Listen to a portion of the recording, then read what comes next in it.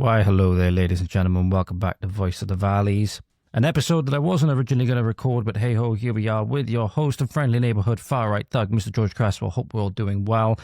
As you can tell, this is not an episode I was originally intending to record, as I just moved my webcam a little bit out of the way, so I'm a little bit more centered.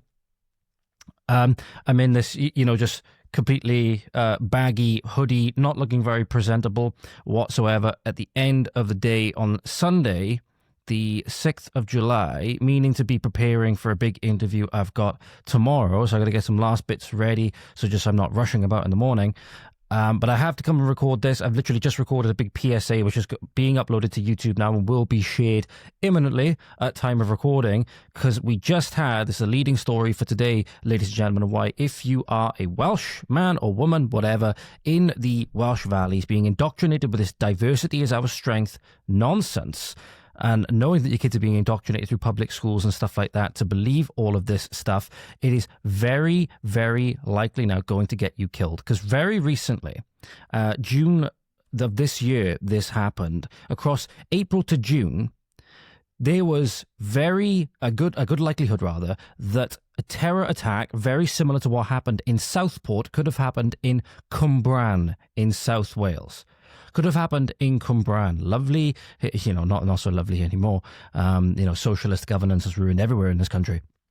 Pretty much nowhere has been left undisturbed and unmolested, whether it be solar panels across lush green farmland, whether it be the disgusting wind farms and all of these kinds of things that are killing birds left, right and centre, dotting all about the Welsh lovely valleys landscape, absolutely ruining them. Not to be mentioned being grossly inefficient, and obviously now they want to dim the sun. Anyway, making solar panels completely fucking useless.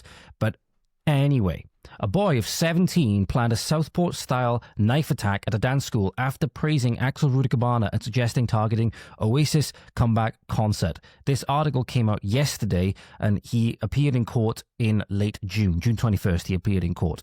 A teenager had appeared in court where, after police were alerted that he was planning a Southport-style knife attack on a dance school near his home, the 17-year-old, who cannot be named because of his age, had talked of emulating Axel Rudikabana, who had killed 3 girls aged 6, 7, and 9. There's 3 lovely girls that had their lives very tragically cut short last year. Literally this time last year in Southport, you had Elsie, Alice, and Bebe. Those were the might be BB. I'm not sure how to pronounce her name. I'm terribly sorry, but God rest their young souls.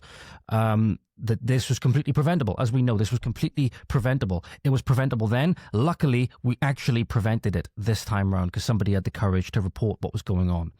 And it was actually, and that was during a Taylor Swift dance theme class in July last year. The boy, who was living with his parents in a village near CWMBRAN in South Wales, researched how to obtain large knives, and in a chat with a friend on April 19th, sent an image of a large knife for sale online saying, would this work? Asking him, would this work? Asking this person, whoever it was, for advice on, do you think this knife would be suitable to carry out this kind of attack?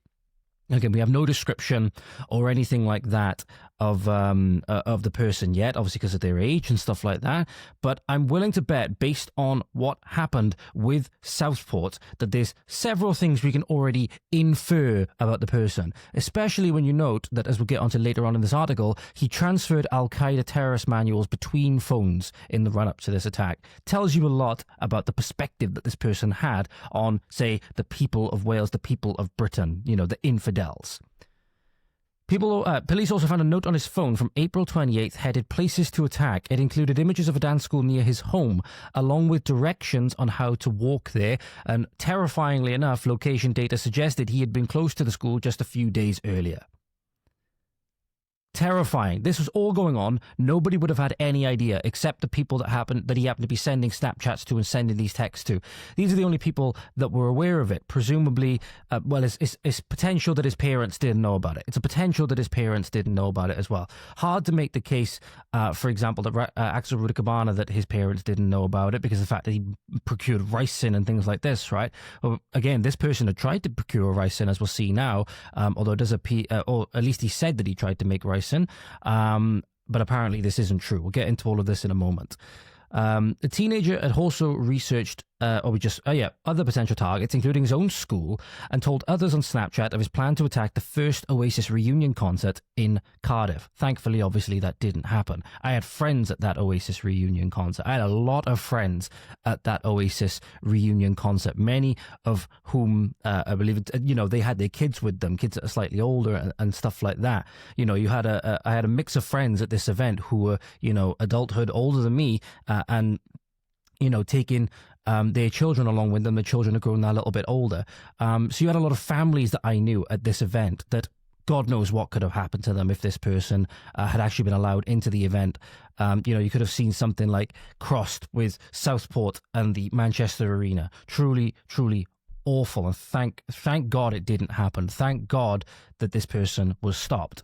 In one chat, he said that he had tried to make ricin poison, the same substance manufactured by the Southport killer, although he later told police that this was not true.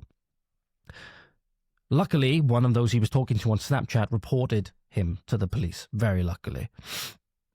Following concerns by his family, the teenager met a counsellor on June 2nd and revealed he planned to commit a Radicalization-style attack, leading to a second report to police. Think about how open these people are about it. Obviously, it shows that they're fucked in the head. These people are completely fucked in the head. And he's 17, man. 17. This is what happens when you grow up without a dedicated moral structure which is in place for the whole of society. This is in some ways, in many ways, the fruits of this radical individualistic liberalism and secularism that we have pursued as a nation and as a people and as a society. Around 10:30 a.m. the next day, or the same day rather, he transferred, so this is June 2nd, an Al-Qaeda manual between phones. During police interviews, he had admitted thoughts of launching attacks on a regular basis, but said he did not intend to carry them through. It's terrifying enough that we have people having thoughts about emulating what happened at Southport very close to our homes. It doesn't necessarily matter that he didn't follow through on it. It's the fact that we have people who are thinking this way in our communities that is completely alien to people who are from these communities. There's nobody, I can think of nobody in our communities of Welsh people that would ever think of emulating something like Southport. We see what happened in Southport and we are appalled, we are disgusted, we are heartbroken. People like this, and he's not alone, make no mistake. That's the biggest thing we've got to take from this. He's not alone. See that, and they want to emulate it. We're not the same. The teenager appeared at Westminster Magistrates Court on June 21st, where he indicated a guilty plea to a single charge of possessing a document useful for terrorism. Sentencing was adjourned to a later date. This article's from the Daily Mail, ladies and gentlemen. You just type in, I can't even remember what I typed in. You literally just type in Southport attack Cwmbran, I think it was. Southport like attack Cwmbran. It'll be the first thing that comes up. You got to be worried about this, ladies and gentlemen. I understand that you might be still in that, liberal kind of live and let live, radical, individualistic, secular, insulated bubble. Insulated was the word I was looking for. And thinking this doesn't affect you. You might be completely apathetic. This does affect you. These people are in our communities. This is, clear-cut evidence that there are people in our communities that have no value for our life, period, let alone our way of life and our customs, our culture, our language, our laws, all of these things, right? Let alone those things, not even our life, period. Because you got to remember, Axel Rudakabana was motivated by Islamic motivations, radical Islamic motivations.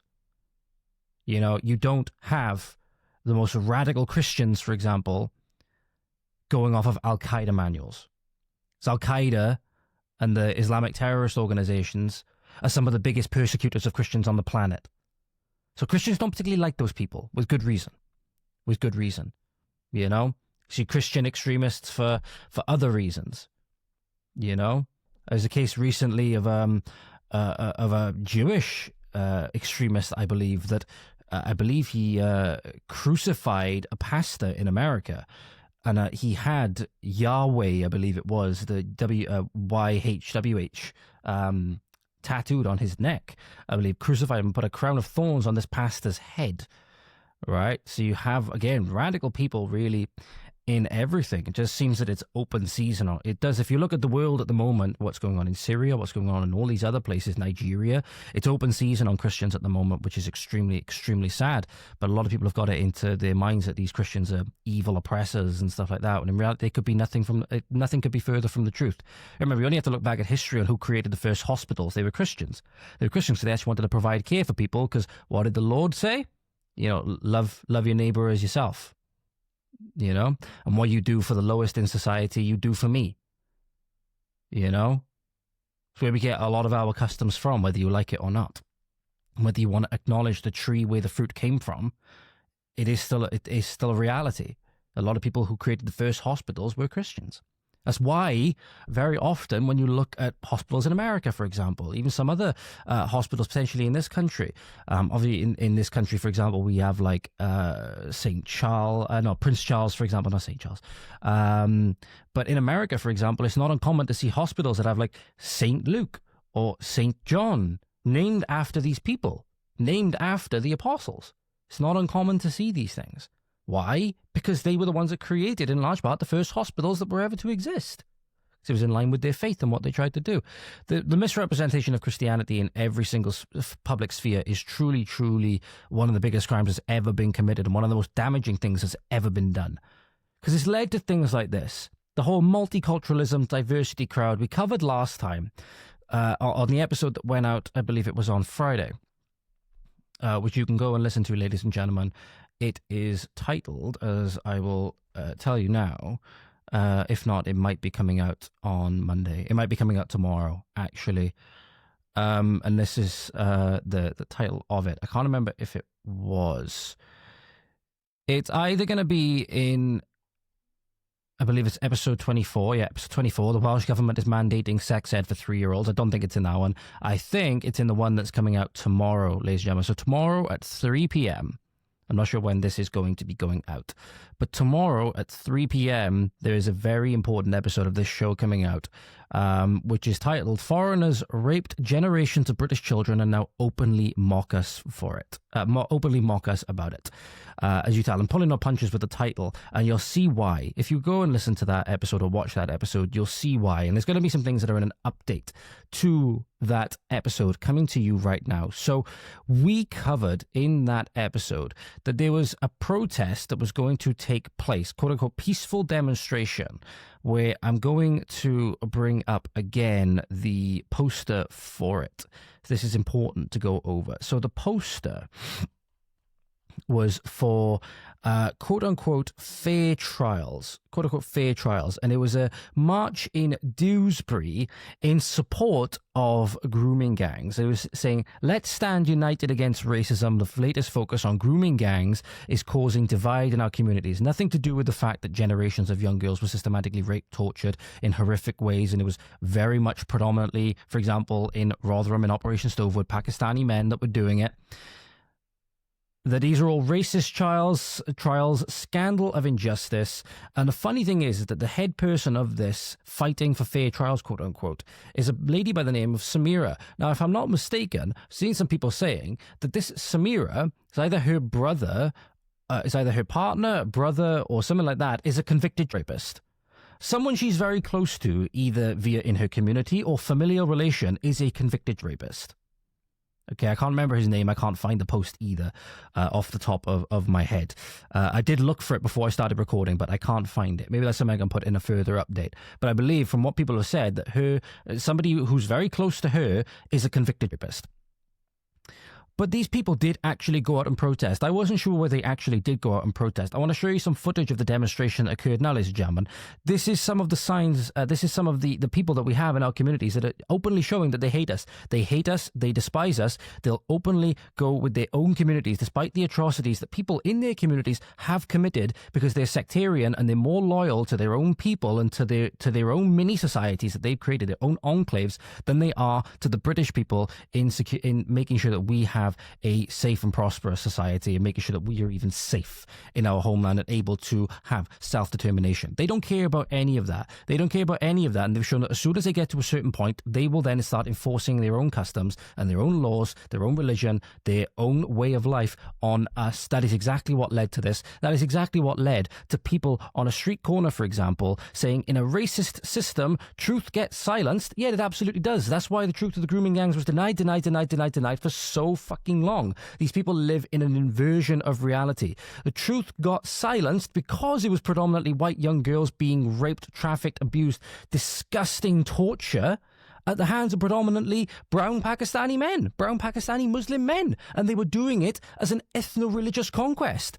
That truth was not allowed to come out. That truth was silenced because we do live in a racist system. It's racist against white people, believe it or not, ladies and gentlemen. You also have no one should face conviction due to skin color. False convictions ruin lives. All of these things actually not, in any way false, but these people live in a complete inversion of reality.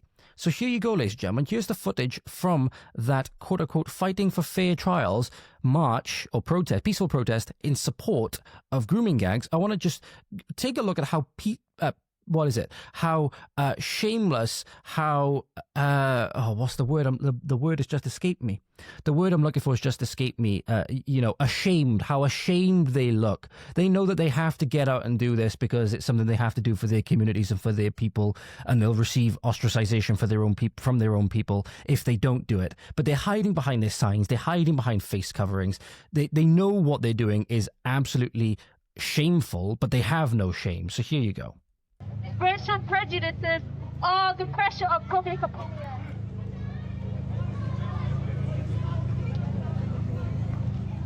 We have witnessed a disturbing trend where these accusations are often made with... Just look at them, hiding behind their signs. Literally hiding behind their signs or hiding behind face coverings. For those of you who are... I'm going to put it on mute a minute. For those of you who are... listening, not watching, ladies and gentlemen, you have some of these people, they're outright hiding behind each other, or they're hiding behind these big fucking signs, or hiding behind face coverings and sunglasses. They know that they don't want to be identified because they'd get absolutely crucified for it if they were to be identified. On social media and stuff like that, in the court of public opinion, they'll get absolutely eviscerated because they're coming out in support of child rapists. But they're child rapists, so they kind of have to.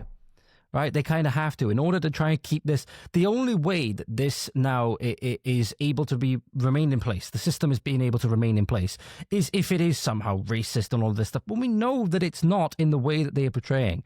We know that it is a two-tier system against the British people, against white British girls in particular, and against their family members that tried to rescue their daughters from their rape dens and were actively arrested and removed by the police, and the police wouldn't do anything. I remember on that episode, ladies and gentlemen, when you listen to it, that we talked about the case where police turned up to the house where 6 or 7 Pakistani men had possession of this underage British girl. She was half naked, she was drunk, potentially plied with drugs, and when the police turned up to the house, they arrested the girl for being drunk and disorderly, did nothing for the Pakistani men. Did nothing for the Pakistani men whatsoever. That's the kind of stuff that we're talking here. That's the kind of stuff that we're talking here. So yeah, in a racist system, truth does get silenced. That's why so many young girls were silenced in the name of political correctness, in the name of multiculturalism, in the name of diversity. That's why this religion that ultimately came from secular atheism and radical individualism has to end. It has to end.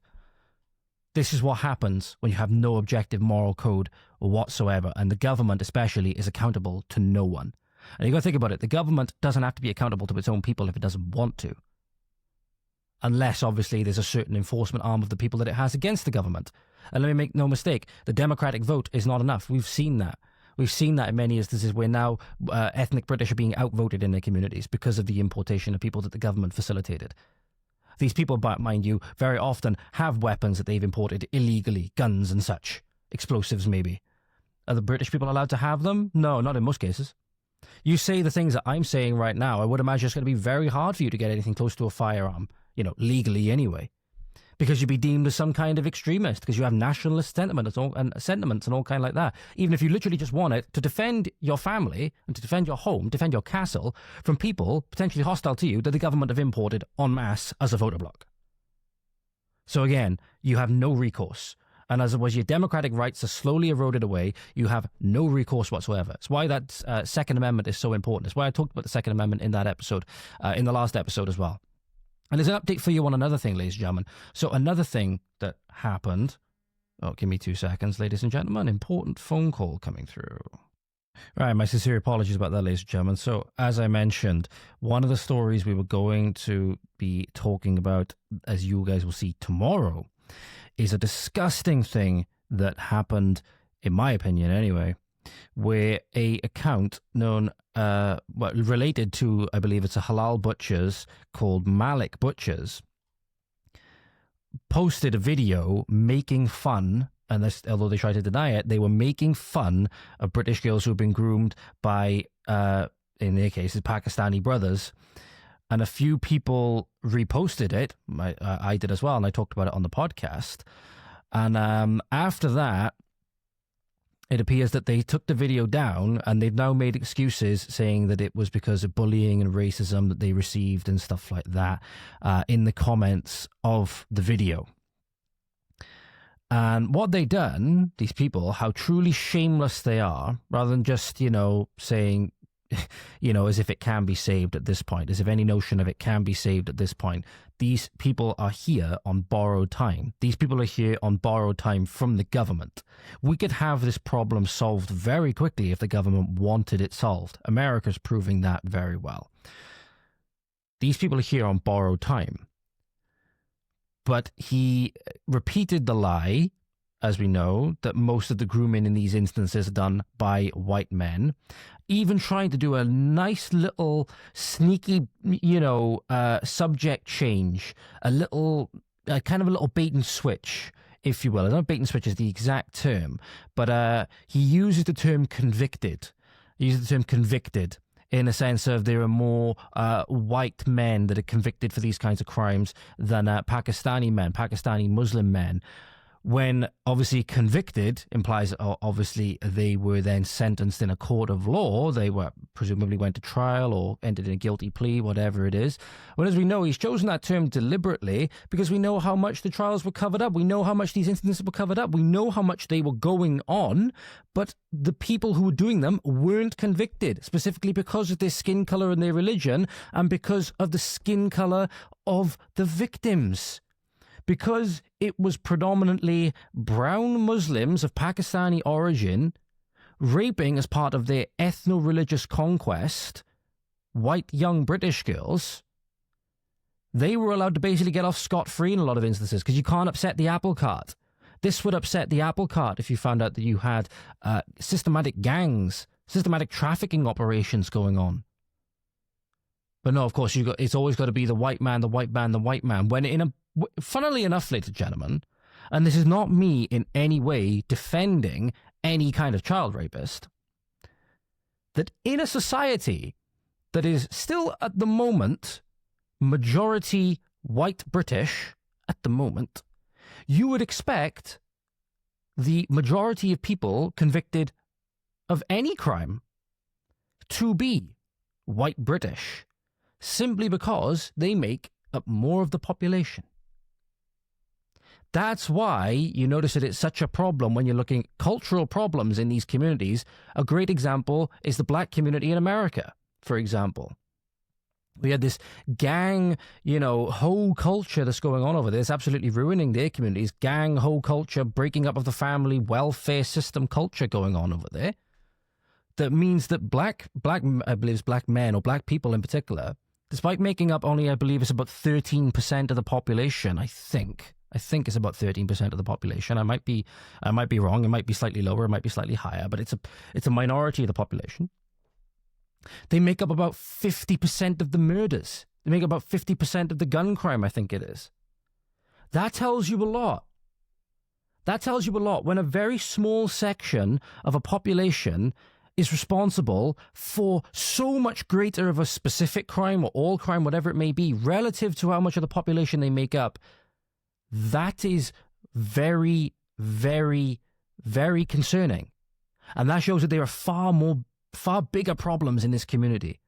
Namely, that this was done because of the ethnicity of the girls and because of the religion not only potentially of the girls, because we know other religious minorities were also targeted in some instances, Sikhs and Hindus and stuff. But the vast majority of them, because they were white British children of the infidels, do whatever the fuck you want. Do whatever heinous, disgusting stuff you wanted. Because Allah sanctioned it. Because Allah sanctioned it. But no, this is the video now of the guy in the video who calls the kid Halal Kid, coming out and defending, again, no surprise, these people are defending the indefensible. So Tommy Robinson shared our video the other day. Predictably, it got reported by so many of his followers that it was taken down. Now, it's kind of ironic considering they go around calling everyone else snowflakes. But what's clear is many people have missed the point of the video. So let's talk about it. The video was never about mocking a horrific crime or its victims. It was a satirical response to the thousands of comments that we get calling us groomers just because we're Muslim or Pakistani. These screenshots took me 1 minute to find from a single video. We're actually mocking the absurdity of the accusation. Like the video shows, we're more likely to give your... Absurdity. Before he gets on to the next part. Absurdity, ladies and gentlemen, that when you look at child sexual abuse and exploitation cases in Rotherham, in Operation Stovewood, that about 3% of the population was responsible for nearly 2/3 of the child sexual abuse and exploitation cases that were analysed in that study. Forgive people for doing a bit of generalisation and pattern noticing. You know, what's the term for it? I've forgotten the actual term for it. Apophenia. Forgive people for exercising a bit of apophenia. You know, I don't even call it that, but noticing that these people that have a certain number of factors in common,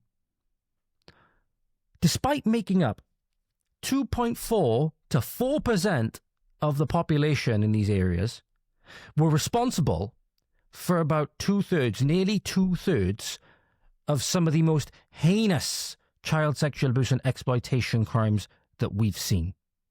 And as we know, ladies and gentlemen, these crimes, as we talked about before, go back a lot further than just, say, 20 years. They go back a lot further than that. These things go back to the 50s. If you haven't listened to my episode on that, of how far back these atrocities really go, that's how far back they go. At a minimum. At a minimum. Back when these people were in their tens of thousands in this country. It's only gotten worse since then. Funnily enough, the more that we've got, the more the problem has intensified. Funny how that works. Don't say don't be saying, correlation doesn't equal causation and stuff like that. I know that perfectly well. But funnily enough, when you're seeing more and more of these people who you already had problems with coming into your country, and then the problems that they were associated with are getting worse and worse and worse, forgiving me for noticing a bit of correlation and causation there, then maybe bringing in more of these people are causing more of the problems. Forgive me for noticing that. But again, these people have no shame. These people have no shame because they saw what was happening as a good thing. So again, when you have 3% of the population responsible for 64% of the crime, ladies and gentlemen, make sure you don't generalize. Make sure you don't generalize. Make sure you don't stereotype. Make sure you don't profile. Otherwise, these people aren't going to be able to groom your kids. Child a respectful haircut than anything remotely close to the vile things we're accused of. Statistically, Muslims or Asians are actually less likely to be convicted of such a crime than white Britons. And there's the bait and switch. The case report. Did you catch it? Did you catch it, ladies and gentlemen? Accused of. Statistically, I'll play it one more time for you. Muslims or Asians are actually less likely to be convicted of such a crime than white Britons. Now, some will... Less likely to be convicted of such a crime. Yeah, exactly, when you notice how politicized and two-tier the system has become. Where you have Lucy Connolly, for example, being ragged about in prison for a tweet that she made that she apologized for and took down, which was in no way an incitement to violence or hatred. She was convicted fast-tracked through the courts like that. Anytime that it's a white British person, they are fast-tracked through the courts like that. Not only their name, their likeness, their street often is thrown out there. So, if anybody wants to go and attack their family and keep their family silent first so they won't speak out via threats and stuff like that, that's why they do it, ladies and gentlemen. Make no mistake. If somebody is convicted of some kind of racially aggravated crime, whatever, and they put their address out there, these people will then go and threaten the family. And obviously then that stops the family from speaking out and causing trouble, so that the system then just goes on so the system goes on with no change whatsoever. But again, they're less likely to be convicted. Yes, the whole problem was that the Pakistanis were less likely to be convicted of the same crime because of their religion, because of their ethnicity, because of their race, because of the victims. Yes, they were less likely to be convicted. That is an admittance of the problem. That is an admittance of the problem. That these people were allowed to do the crimes and not get convicted for it. Whereas people were going to prison if they had a skin colour like mine and a voice like mine for a hell of a lot less. That is an admittance of the problem. So these people are completely fucking shameless. These people are completely fucking shameless. That's why they're here, make no mistake, ladies and gentlemen, on borrowed time. And to substantiate this, ladies and gentlemen, here's an example of something that was published in GB News. 6 members of one of the Britain's worst grooming gangs released from prison early. This is from Charlie Peters and was published yesterday. It was published yesterday. 6 key members of one of Britain's worst grooming gangs have been released early, and 2 are no longer even on licence. The gang terrorised young girls in Oxford between 1998 and 2005 by sexually abusing them, including rape, after plying them with drugs and alcohol. They subjected the vulnerable girls to threats and violence and made them have sex with other men and had the victims at their quote-unquote mercy. One groomer lived 174 miles away from Oxford in Bolton, Lancashire. I'm presuming Lancs is short for Lancashire. 6 of the members have been released early, and I'm gonna show their faces, ladies and gentlemen. I want these people being nice and famous. So these are the disgusting individuals that have been released early by the lovely Labour government in this country, despite being involved in one of the worst cases of child grooming, rape, exploitation, trafficking in this country. So you have, ladies and gentlemen, as some examples for you. Top left of centre. In fact, I'll just bring this up on screen again a moment. Give me 2 seconds, ladies and gentlemen, because you can actually, I'll go through their names then.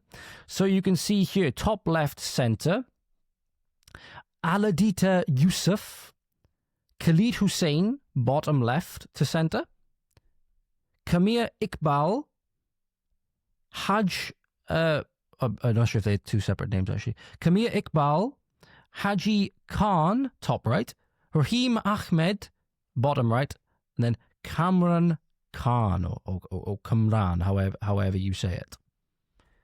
These are the people that have just been let out early for their disgusting crimes against children in Oxford from 1998 to 2005. 2 have even been taken off licence, meaning a series of conditions that they would have had to adhere to no longer even apply. This is what we mean, ladies and gentlemen, when the people that raped the young girls are now free to just walk about the communities with their victims still in those communities as if nothing happened. You know? These people should be in the ground. These people should be dangling from a fucking rope. That's where they should be. The victims were aged between 13 and 15. The Ministry of Justice confirmed the following men had all been released from prison. There you go. Kamir Iqbal, 39, Oxford, guilty of 3 counts of rape and sentenced to 12 years. And these are their ages at the time of the sentence in June 2018, by the way. Khalid Hussein, 38, of Oxford, guilty of rape and indecent assault, sentenced to 12 years. 12 years, that's the most you get for this now, 12 years. And then they get released early and off licence. Cameron Khan, 36, of Bolton, guilty of indecent assault and false imprisonment, sentenced to 8 years. Rahim Ahmed, 40, of Oxford, guilty of 2 counts of indecent assault and false imprisonment, sentenced to 12 years. Aladida Yusuf, 48, guilty of indecent assault, sentenced to 7 years and 6 months. And Haji Khan, of Oxford, 38, guilty of conspiracy to rape, sentenced to 10 years. The rapes and the assaults happened often in cars, especially a Nissan Serena people carrier in lay-bys, parks and guest houses. One of the victims said of the people carrier, they would pick up the girls, have sex with them and dump them. Everything happened in that Serena. And yeah, as you know, a Ministry of Justice spokesperson says, our thoughts remain with all the victims in this despicable case. Offenders released on licence are subject to strict conditions and will be sent back if they break the rules. Yeah, I'm sure. Yeah, I'm sure. But make sure you don't generalise, ladies and gentlemen. Make sure you don't generalise. When even the BBC films a raid on a high street mini-mart caught with a stash of tens of thousands of pounds worth of illegal cigarettes, and the employees, not of native origin, as you can imagine, laugh, say everyone does it. The barber shops, the takeaways, the barbers sell crack, even. And these people just openly flaunt it in the way that they do. You can maybe forgive some people for doing a little bit of generalization and a little bit of realization that, maybe these people are not assets to our communities. Maybe they're the exact fucking opposite. This man told us he helped out at the shop. He thought all this was funny. This is crazy. Yeah. And you're laughing. No, because it's not something dangerous. Only cigarette. Everywhere you have it. Of course, it's Barber shop, dangerous. takeaway. Everyone bothers me. He admits many places sell illegal tobacco and says some even deal drugs. It's like He's that. selling a drug in a barber shop. He's selling a crack in a barber shop, my friend. All you see this one nothing. Literally just admitting that everything that people are saying about cigarettes. these places, what they're fronts for, are Cigarette don't correct. kill anyone. No half. Literally, Might be 5,000 maximum. No, you know, no, you have instances now where people say, oh, these places, barbershops, whatever, vape shops, all of these things that are run by these people, they're just fronts for drugs. The people are openly admitting that they are. They're openly admitting themselves that they are. But yet if we say it, we're all of a sudden racist, horrible people. If we say the truth, we're racist, horrible people. But if they say the truth, it's what? Funny and acceptable? Oh, haha, that's what these people do. Oh, aren't they so eccentric? Just, we're done. I don't get why people aren't more angry. I don't get why people aren't more angry. But at the end of the day, if you know, at a certain point, we need to start putting our money where our mouth is as well. We need to stop using these places. We need to stop using these places. We need to stop using anything that relies on these people that aren't British people. Say what you want, they aren't. You need to stop using your food delivery apps. You need to stop using your Deliveroo, your Just Eat, all of these things. Because they actively profit off of slave wage illegal immigrant labour of people that shouldn't be here.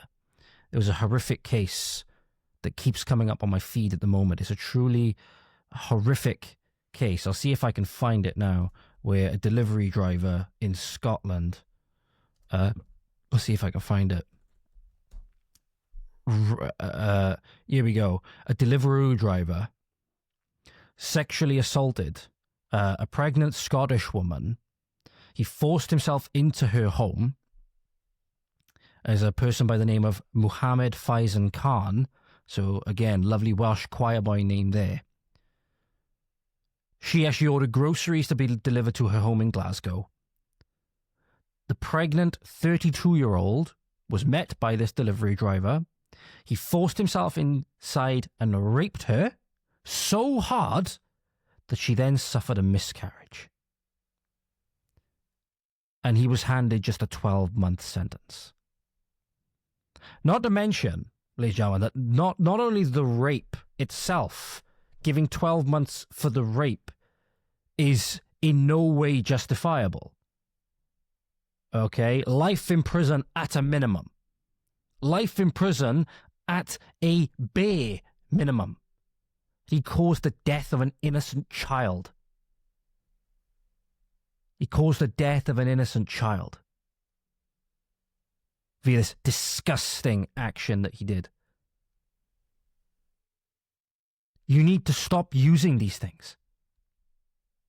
Try and talk about it with people now, and I see, you know, it's a reason why I hate even ordering anything anymore. I hate ordering anything off the net anymore, because you never know who's going to be delivering it to that door. and I'm in work, for example, and you know, my girlfriend's at home and she's expecting a delivery. This could be her. Granted, she's not pregnant. This could be her. And then I come home, I find this, I gotta somehow pick up the pieces of this. No, not what I voted for. I did not vote for more Mohammed Faizan Khans to come into my country so Deliveroo could use them for slave labour and they could just come here and force themselves inside our houses and rape our women. Did not in any way vote for that. Nobody of this country voted for that. But yet the government forced it on you anyway. Especially when you consider, and this is a shocking video, it's about 15 minutes long, so I don't think we'll go through all of it. But DJE Media had an interview with an ex-migrant hotel manager who worked for Serco, one of the organisations that runs these migrant hotels. He used to manage a Serco migrant hotel in Manchester. I'm just going to let some of this video play, ladies and gentlemen. This is shocking. This is shocking when you hear about the reality of what goes on inside these hotels, how much you are being taken, you know, how much is being taken the piss out of you, the taxpayer, for these people, how much you're paying, and how, frankly, just ungrateful these fake asylum seekers are. What the hell's going on? What's your role there? So I was services manager. Right. So basically, looking after being told all you got to do, serve a buffet, just keep on top of paperwork, and that's great. So it's run by Serco. First day, coach comes in, plus loads of them. Get 170 guys, like, where the fuck's the family? You know, the women, the children. And I saw the cost. Yeah. I mean, 87 grand for the week. Yeah, 87k a week. That doesn't matter if we've got 30 people there. If there's only 30 guys in, Serco, the government will still pay for 170. So anyway, come in. So let us sink in a minute, ladies and gentlemen. Even if you only get less of the people that are in, they're still paying for the same number. And did you catch that, how much it was? About 87,000 a week, I believe you said it was. After being told all you got to do, serve a buffet, just keep on top of paperwork, and that's great. So it's run by Serco. First day, coach comes in, plus loads of them. Get 170 guys, like, where the fuck's the family? You know, where's the family, children. And I saw the cost. Yeah. I mean, 87 grand for the week. Yeah, 87k a week. That doesn't matter if we've got 30 people there. If there's only 30 guys in, Serco, the government will still pay for 170. So anyway, come in, first day, have the buffet. Disgusting. Chicken legs, got rice, got chips, got veg, for the water station, juice station. Come over. Do you get any of this? Take one bite. Do you get any of this, ladies and gentlemen? So all the stuff he just described there, before we get into this bit about their attitudes with regards to this and how disgustingly ungrateful these invaders are, before we get into that, they had all of this stuff laid out. They had a buffet laid out, water station, juice station, none of which they had to pay for, phones that somehow they suspiciously got from some globalist organization, but yet they, again, fleeing war and all of this stuff. It's nothing but military-age males coming over, a force of 170 strong. Let me just have a look up something. 2 seconds, ladies and gentlemen. Let me have a look up something. Again, how many people are in? So that is about, Jesus Christ, there's about 6 to 7 platoons. So according to Google, it's just basic Google search, a British Army platoon typically consists of about 25 to 30 soldiers. So you've got about 6 to 7 platoons coming over. This is why I often call them, ladies and gentlemen, a foreign military force, because that's exactly what they are. They're all military-age men, and that even if there's only 30 of them, even if there's only one platoon, for some reason Serco's still paying for 6? Why? Again, it's just another way that they can steal your money, steal your taxpayer money, because all of this is coming at taxpayer expense, steal your money to use it in ways that benefit them, to benefit the system. It's used in no way to benefit you. They're literally stealing your money and giving it to foreigners. Now let's have a listen to some of their reactions. You'd think they'd be grateful, right? You think they'd be grateful. You'd think... Sorry, I just saw a flash in the kitchen. That's very weird. You'd think they'd be grateful. You think these people, if they're fleeing war, they're fleeing oppression, fleeing persecution, all of these things, and they'd be grateful to people that take them in. We know they're not, because they come over here and rape our women, they rape our children, and they conduct terror attacks on our fucking soil, steal everything, deal drugs, all of these things. We know this happens. And then We give them the food at our expense, mind you. We put them up at our expense with our money.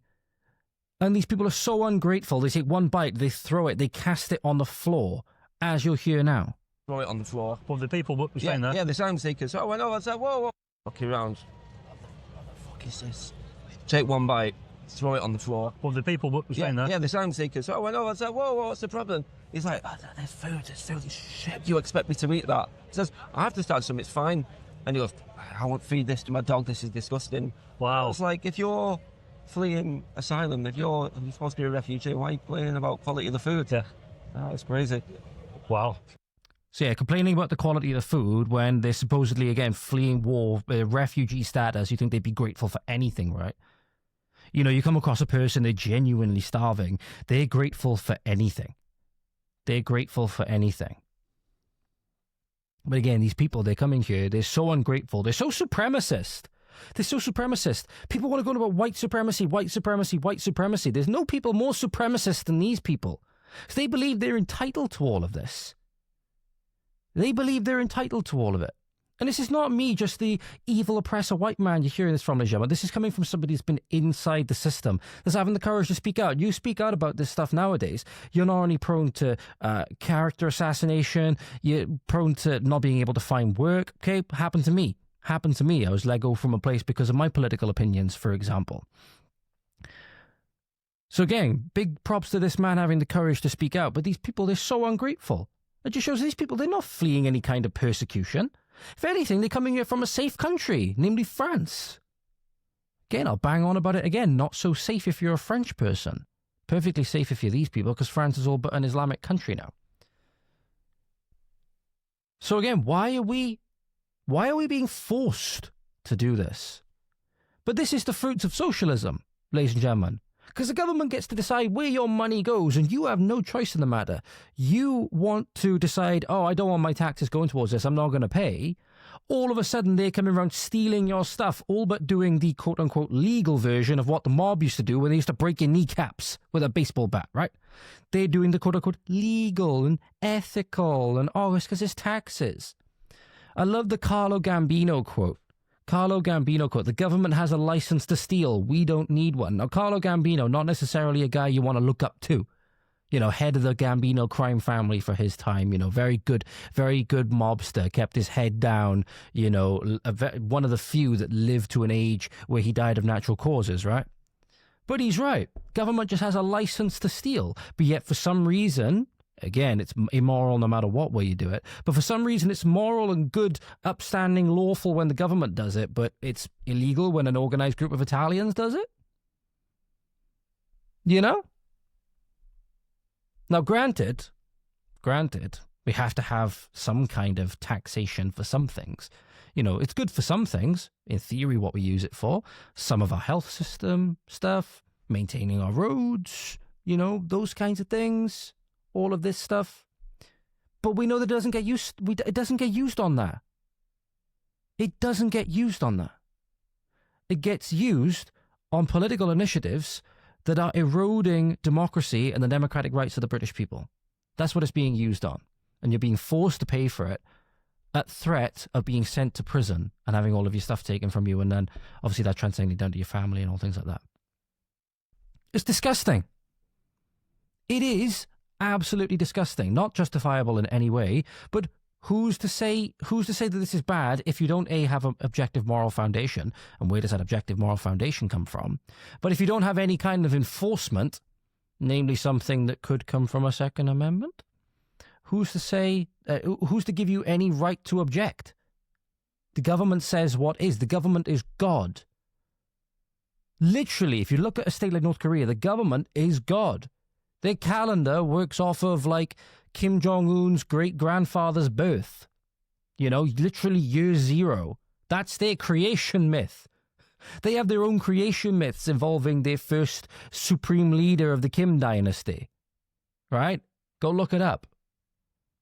Sooner or later, we'll have our own creation myths, I don't know, potentially of the Farage dynasty. Obviously, Farage is just one of the SW1 swamp creatures as well, or the Starmer creation myth. God fucking help us. God fucking help us. Now, we know our history. We know our history. We know who we are as a people. It's being eroded. We've been declared war on for a long time. The Civil War has long time started. It's just one side hasn't fought back yet. It is coming, though. It is coming. It's hard to see how it isn't inevitable at this point. Well, let's go a little bit further, ladies and gentlemen, because there's a couple of other things I want to touch on in this video about the attitudes of some of the people coming here and all things like that, what goes on in these hotels, and how Serco is an enemy, and obviously the government, are enemies of the British people. Make no mistake about it. So complaining about the food. Yeah. What people don't realise is about 20% of them don't want their asylum accepted. They don't. No. So you get a few guys from rich families, Saudi Arabia, Yemen, Kuwaiti guys. Asylum seekers. All-inclusive, all-paid holiday. So they know it takes a year, 18 months for an asylum claim to be processed. They come along, they get put up in a hotel for a year. They're not bothered at all if it gets rejected. So they have a year in Britain. They can travel Britain. You've seen people go in there, and they've been there for a long time. Yeah, been there for a year. I've had a couple of... Have a little think about the state of their persecution if they're not actually that bothered about their asylum claim being accepted, and secretly, or not so secretly, they don't want it accepted. Are they really these kind of persecuted, people, families, women and children that they've been made out to be? No, of course they're not. It's a foreign invasion force. These people will be holding the whip over us physically very soon. The guys, they're saying... If they stay here. Right, I'm bored now, I'm sick. I want to go. And they're like, what about your asylum claim? Don't matter, I'll just go home. Right. Just go home.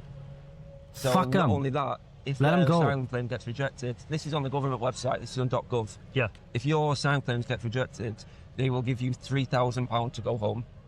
So Lovely that's bit of not for taxpayer asylum seekers. funds. So you can put in a bogus claim, it's been rejected, and they're like, They know it's going to get rejected. yeah, they go, oh no, okay, and then yeah, well, I need money to get home, so they will give you £3,000 and a prepaid card. This is on .gov website just to go home. Wow. So Fucking joke.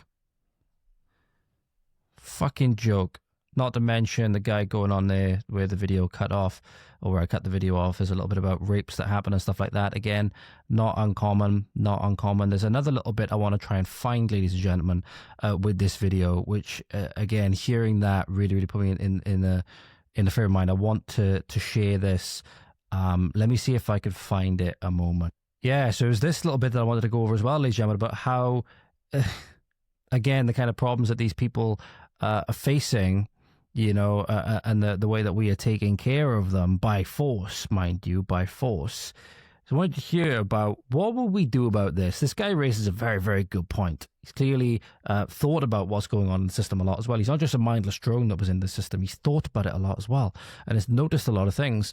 How, for example, would we, if they, a lot of Afghan migrants, for example, what do we do about them? What do we do about them?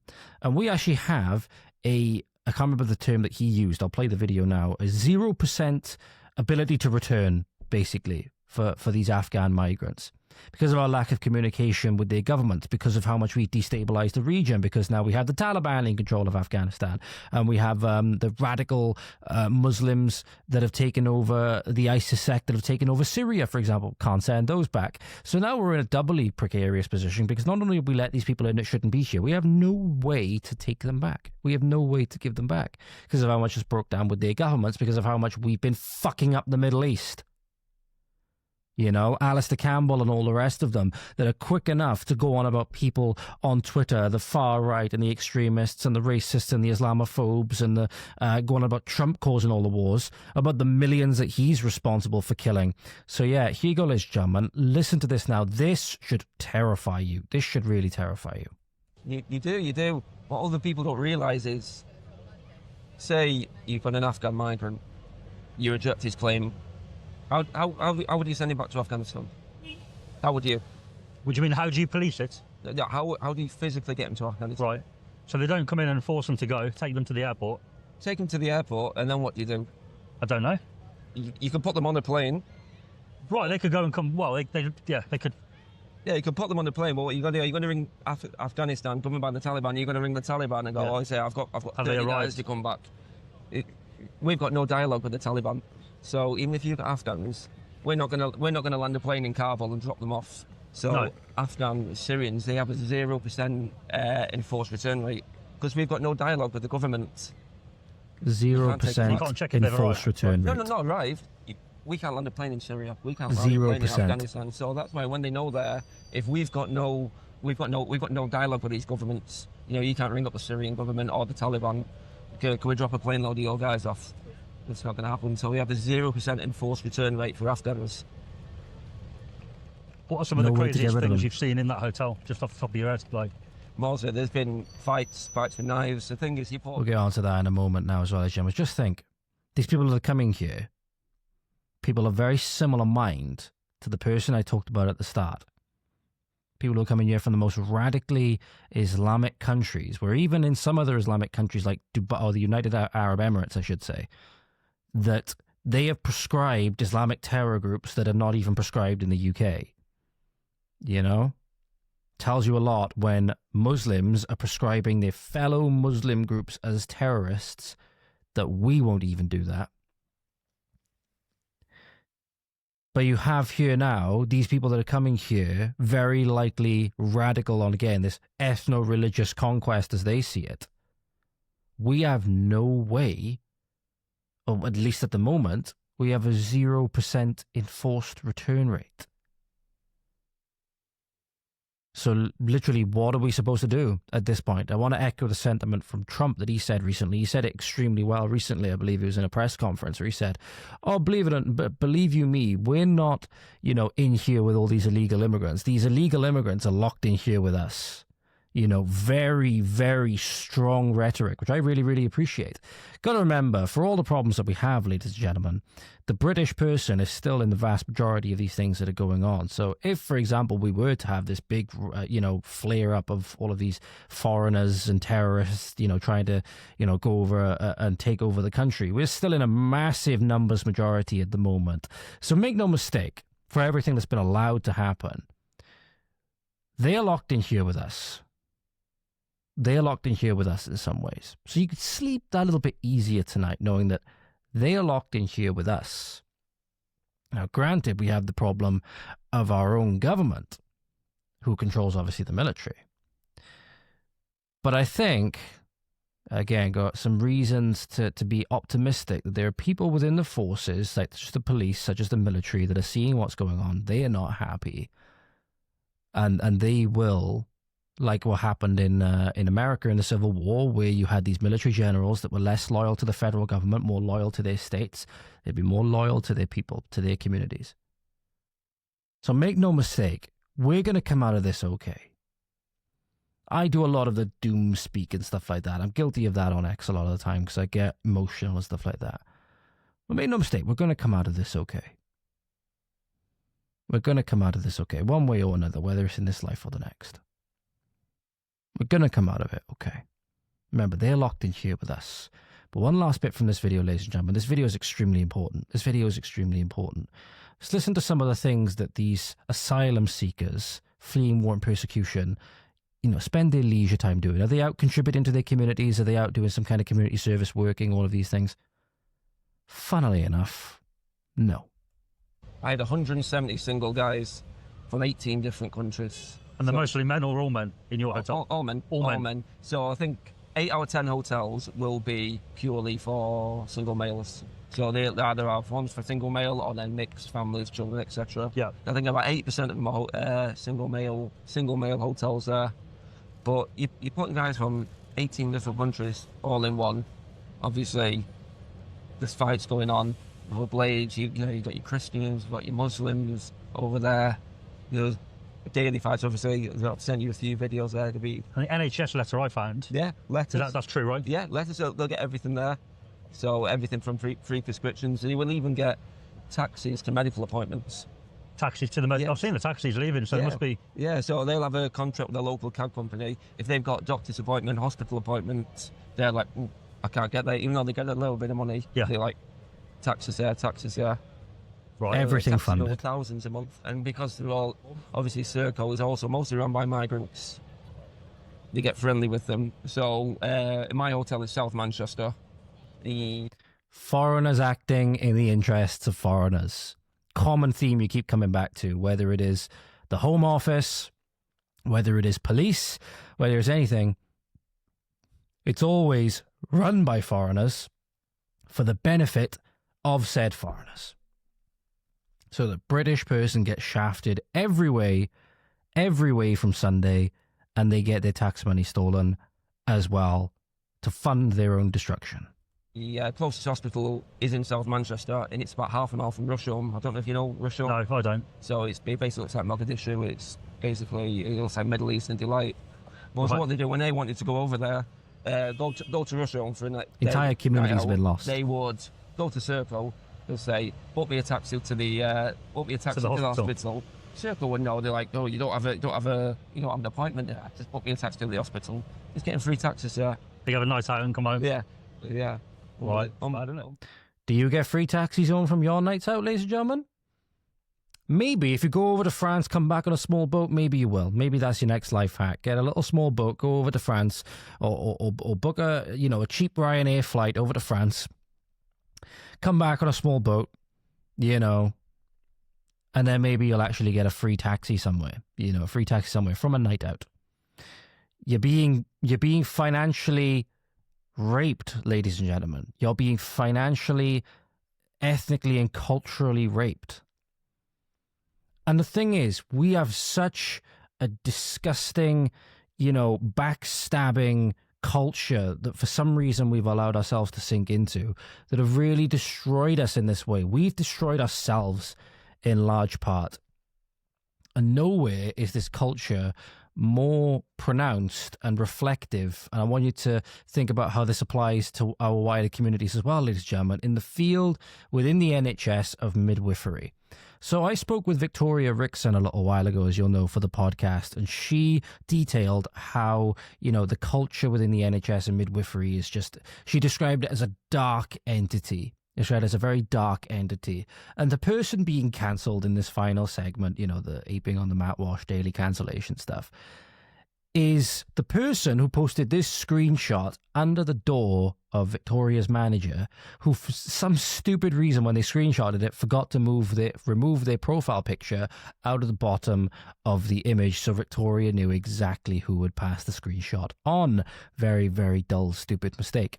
So Victoria posted this recently and it said, midwives often screenshot posts and slip them under managers' doors like little kids in the playground to grass on their colleagues and stuff like that, right?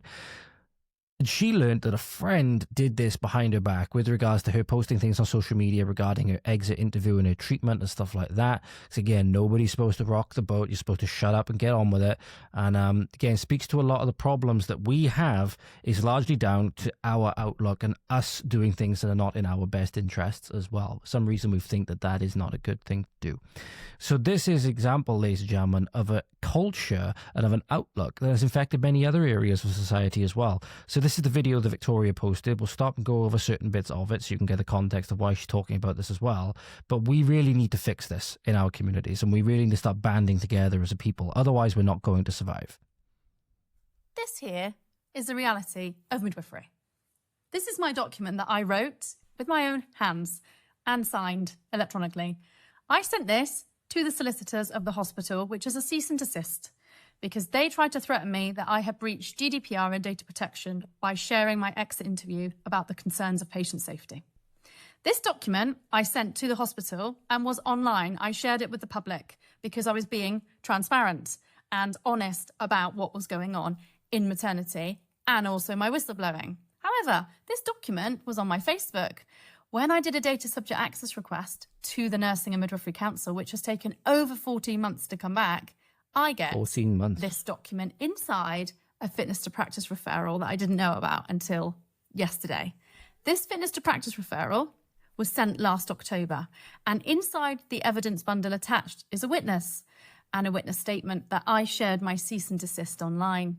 And it appears that that witness is the person that screenshotted this and sent it to my boss, which was used in the proceedings for the fitness to practice against me. Now, so I'm going to pause it here, ladies and gentlemen, just so I can bring this up on full screen again.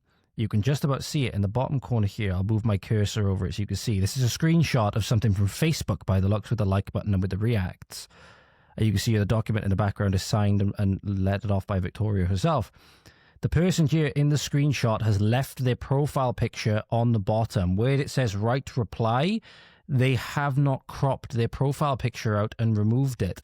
So Victoria, when she was obviously made aware that this screenshot had been passed through, and the door was able to see exactly who had passed it on. Now, I want to put a little more information out there for who this person was. Victoria will talk about the kind of relationship that they had. And this is not to sow like division in your families or anything like that. But again, you do have to be careful now, ladies and gentlemen, who you tell things to and who you keep in close company, because it could be the person, it probably will be the person you least expect that will try and bring you down at your either the moment where you're likely to succeed, or, you know, you're about to rock the apple cart in some way that they don't like, and they're going to try and quote unquote take you down a peg or whatever. The fitness to practice was closed because I don't contract with the NMC. I have nothing to do with them. I'm just a lay member of the public. This person here happens to be a friend of mine. Well, I thought we were friends, but now I've just realised publicly we're not friends. And this is how sad midwifery is, that people act like they're your friends and they're not your friends, but they also sit behind the scenes and wish that they were brave enough to be like you or me and speak up and free themselves from the shackles of the shit show in midwifery. This person here did not take off their photo from this screenshot, and it was put in the evidence bundle. And this person here happens to be a friend of mine.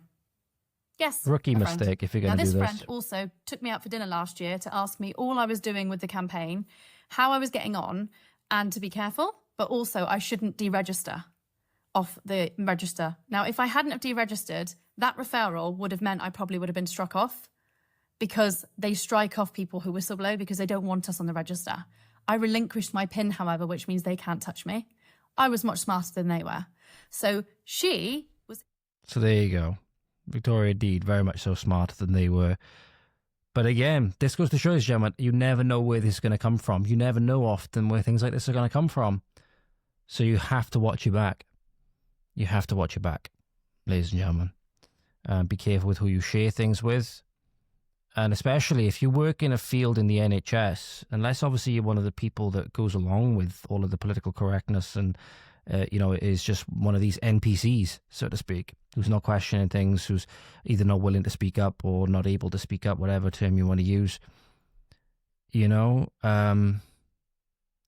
to watch your back. You need to be careful who you share things with. You need to be careful the company that you keep. My conversation with Justine Winter as well is a big eye-opener for those of you that may not be aware of the culture in the NHS and stuff like that. And sadly, it's a culture that has pervaded all of our workplaces, pervaded all of our social environments. And it is very, very sad. It is very, very sad indeed. And it needs to stop. It needs to stop. But hey, that's what happens when people get indoctrinated into the system. This is, again, another aspect of you could take very clearly out of Orwell's 1984, where it helps the system so much. It helps the government, it helps the tyrannical body, whatever it may be, so much when the people are indoctrinated. So they're turning their own people in.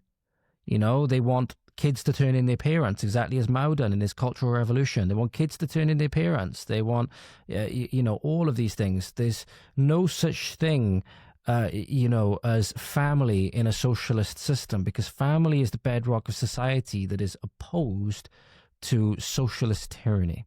You have a strong family structure that dominates society as the bedrock of society. You won't have government tyranny. So you want, when we were predominantly a Christian society, that is one thing that at least it was sanctified. The family was the bedrock of society, and it was sanctified. It was sacred. Family was sacred. And the government has successfully driven many wedges between people within their family, and we've suffered massively for it. Suffered massively for it. Ultimately, if you want to ask me, that goes back to the roots in the feminist movement, and that goes back to what happened in the first pages of Genesis, because that's ultimately what spawned, Satan's the greatest feminist ever. But anyway, thank you very much for watching and listening, ladies and gentlemen. As I said, it was an impromptu episode. Wasn't intending to sit down and record this, but we got another hour and 10 minutes out of it. So thank you very much for watching, as always.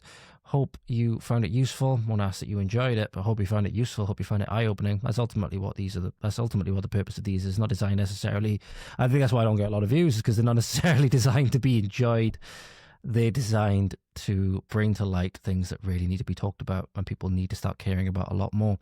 But have a lovely morning, afternoon, evening, night, wherever you are, ladies and gentlemen. Diolch yn fawr. Thank you for watching. Hwyl fawr. To see you next time.